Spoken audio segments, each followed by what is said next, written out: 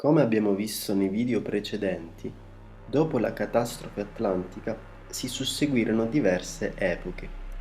La prima, definita paleo-indiana, era contrassegnata da una forte spiritualità. La seconda, la paleo-persiana, aveva una visione dualistica del mondo e della vita, contrapponendo il principio di luce, Ahura Mazda, al principio delle tenebre, Ahriman. Con l'avanzare dell'evoluzione, l'umanità perse la naturale chiaroveggenza che aveva ai tempi dell'Atlantide, ma al tempo stesso sviluppò in misura sempre maggiore l'intelletto e la razionalità. Per il giusto procedere dell'evoluzione si crearono due correnti, la caldaica e l'egiziana. Tali civiltà avevano il compito di conservare la sacralità delle due grandi porte del mondo spirituale, la nascita e la morte, fino al momento in cui una nascita e morte santa le avrebbe aperte per sempre. La civiltà dei Caldei iniziò a studiare l'astronomia, fu chiamata ad essere custode dei misteri della nascita, mentre quella egizia dei misteri della morte. Entrambi i custodi mancarono alla loro fedeltà, poiché in Caldea, sotto il segno zodiacale del toro, nacque il culto di Baal e Astarte, che portò ad uccidere i primogeniti e rendere le nascite meccaniche.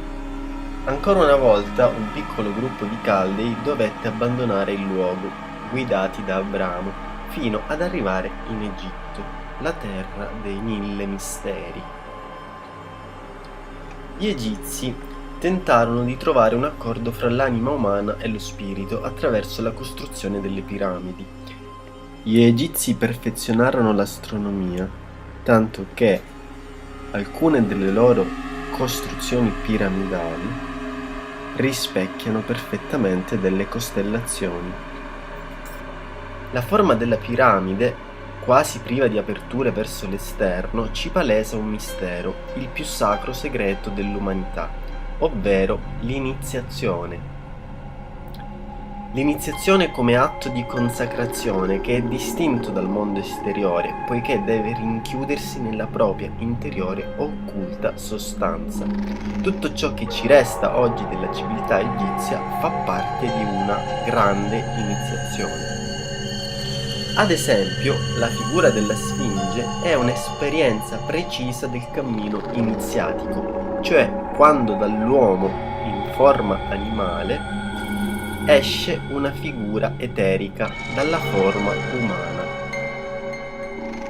Nel mondo egizio si trasmettevano certe forze da maestro a discepolo, allora era possibile dirigere e condurre gli altri in una misura che oggi non si può nemmeno immaginare. Ricordiamo adesso il modo con cui l'egizio trattava i suoi defunti, conservando la forma fisica per mezzo della mummificazione.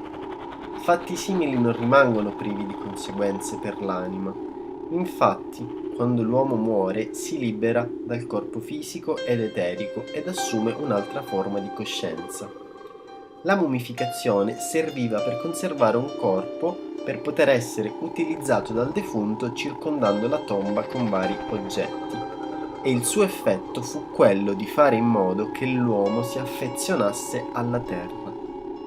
Pertanto, tutto ciò che noi oggi chiamiamo attaccamento alla materia deriva dall'aver avuto presente, durante la permanenza nel mondo spirituale, l'incarnazione corporea.